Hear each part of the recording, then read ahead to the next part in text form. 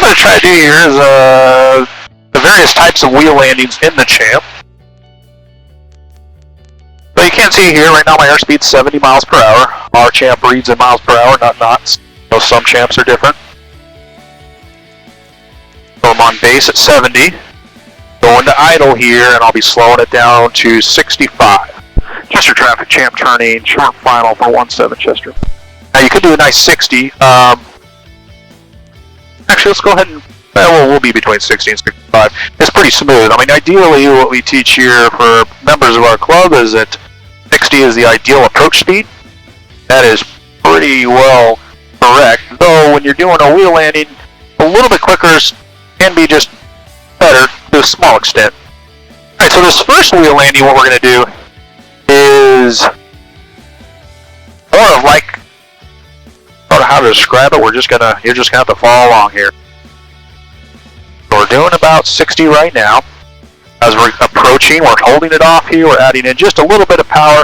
We're just kind of letting it touch, there it goes, and very slowly bringing it forward.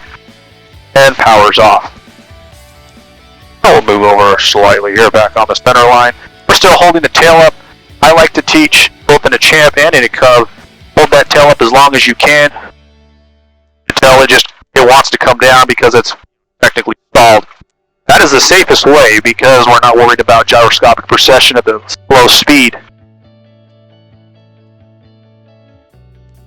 Where some people get themselves in trouble in any tail wheel airplane is trying to force the tail down early. Now you can do it, and you can do it safely.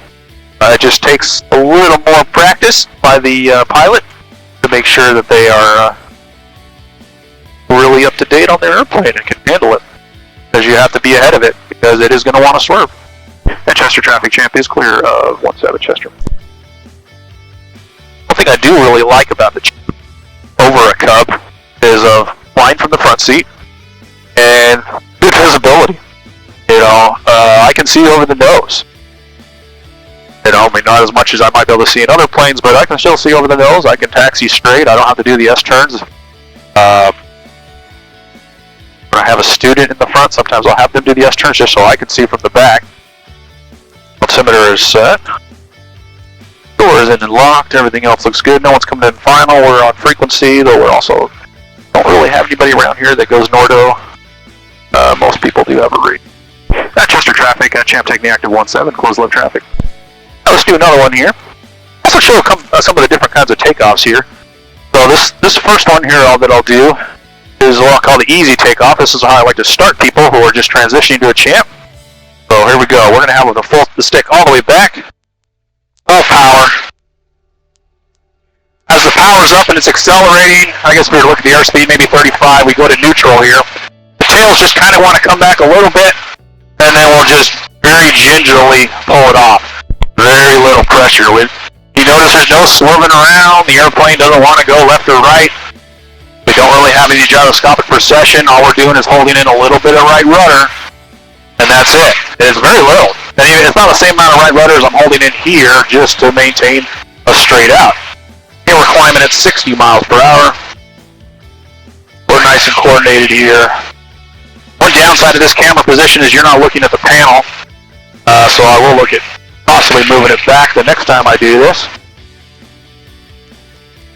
I'm sort of bringing the power down to 2,000. We're at powder and altitude. I think I'm going to try to drop below those wispies just to play it safe here, though they're really not a factor, but I'll just come a little lower than they are. So we're going to go ahead and bring our power down here.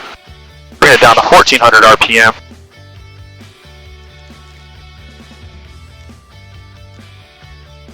And moving our trim back. Typically for solo pilot operations in this plane, this particular Champ, usually we toss the trim all the way back once you bring the power down below 1,400 or 1,500, and that will just about get you 70 miles per hour, which I think is a good speed for the second half of your downwind leg, and also probably your base leg. But you could go a little slow on your base if you'd like. I don't particularly see the need for it because the airplane slows down easy enough. Alright, that looks good. Those clouds are not a factor. We'll make our turn. Chester traffic, Champ turning left base for 17 Chester. Alright, So this one was going to be a little bit faster on our approach here, and on our landing even. This may be a little more what people are used to when doing a tail wheel, or doing a wheel landing in a tail wheel airplane. What we want to avoid with this approach, or any approach for that matter, in a Champ, one thing you cannot do is you cannot force it onto the ground initially. After the airplane is on the roll, if you want to push that tail down, or not push the tail down, push the stick forward and pin it, as you would say, that's fine, whatever, but don't try to force it onto the ground. What's going to happen is those oleos are going to push right back. That's the type of suspension we have on the main gear. So you may be able to do it in something like a Cub. And lots of students do that, shove the airplane on the ground, kind of let them get away with it. It looks bad. They can tell that it's not a smooth landing, but the airplane can take it. Champ is not going to do that. It's not really going to take it. It's going to send you right back up. And what the other thing it's going to do is, if you're going slow enough, it's just going to make you porpoise. So here we're just going to kind of skim the ground here. We got some speed on us. We're still doing 60. There we are. We're on the ground. Now we're going to push it forward, and the power is going to come off. So what you notice we didn't do is immediately just shove it on. You do that, the airplane will porpoise down the runway, and it's just going to get worse. And the only way to get out of it, which fortunately does work well in a Champ, is to pull the stick all the way back. Or just go around. Chester traffic, Champ taking the active 17, close limb traffic, Chester. Alright, so let's do another one here. Let's see, we're going to switch takeoffs too. Alright, so this is a takeoff that most people are familiar with. Here we go, so we're going to go full power here. We still have our stick back. Now it looks like the tail can fly, so we will push it forward. There we go. That's what most people are familiar with. You just need to be ready when you pop that tail up that you're not going to let that tail slip. 2100, pop out, 10 to the north inbound, runway 17. Chester traffic, Champ turning short final 17 Chester.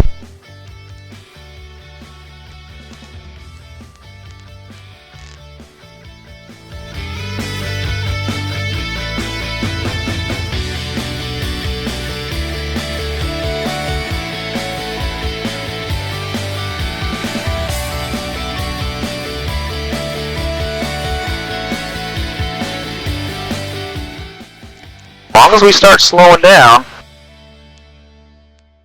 oh good. You just gotta be slow by the time you get to here. People are going quick and then they just keep that power in or ride it on down, going way too fast.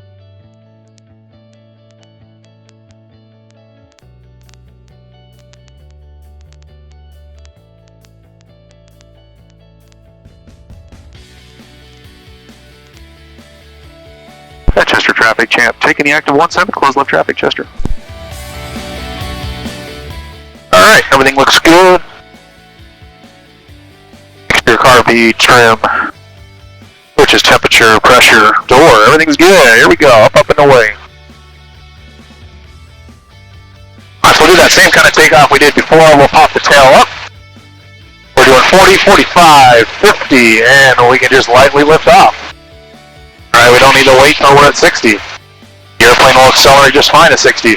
Now, if it was a really hot, humid day, we just were not climbing, then that's where we kind of practice our soft field departure techniques, where we're going to lift it off and let it accelerate ground effect.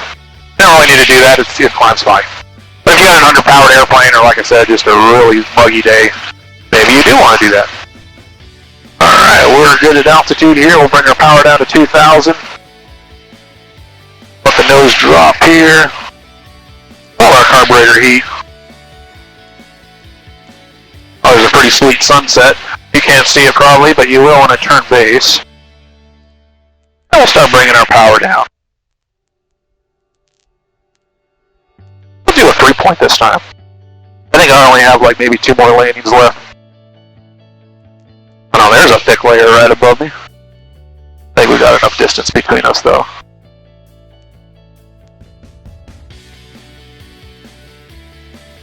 That cloud layer right above me there, that is definitely a little thicker than Wispy's. I'll make sure to avoid that guy. We're okay. Chester traffic, Champ turning left base for 17, Chester. Please check out that sunset, that's sweet. If I could snap a shot of that, I would, but again, the camera is in the wrong position for me to do that.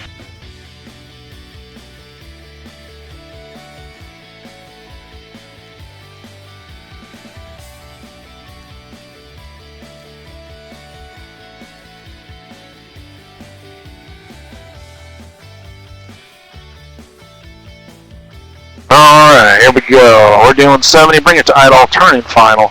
Chester traffic, Champ turning short final for 17, Chester. Alright, we got the trim all the way back. We are going to go ahead and bring it down to 60.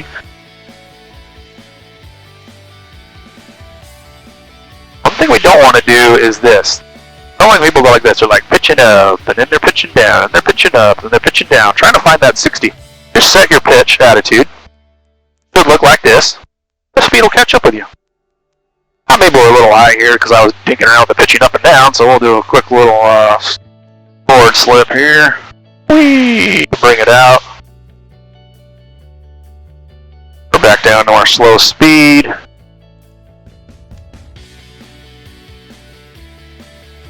And all the way back.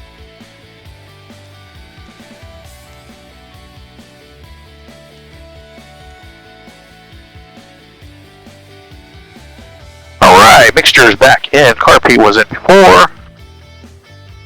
Trim is set. Temperatures look good. Pressure looks good. Light switches. Everything looks good. Altitude is set. No one's coming in on final. No one's on the radio. Chester traffic, Champ. Taking the active 17. Close left traffic, Chip.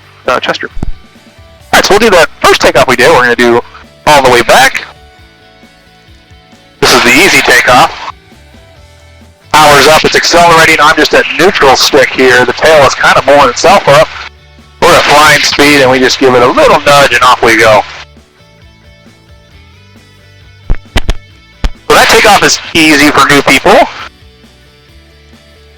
Or just people just getting used to things. It's just a low-key, low-stress takeoff. You're not fighting with gyroscopic precession. You are just letting the airplane lift off. Chester's on final approach for 17, Chester. So here we set our pitch. Airspeed is coming down. We don't need to chase the airspeed. It will come to you if you got a consistent pitch. Well, I haven't changed the pitch, but the airspeed went from 70 now to 60. It's just holding that, and here we are. Look at that. We're coming right in on the piano keys.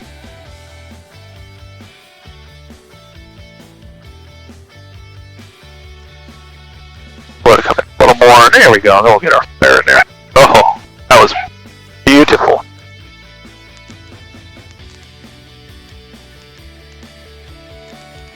Very nice. And I should probably call it good. Wish I could just keep flying.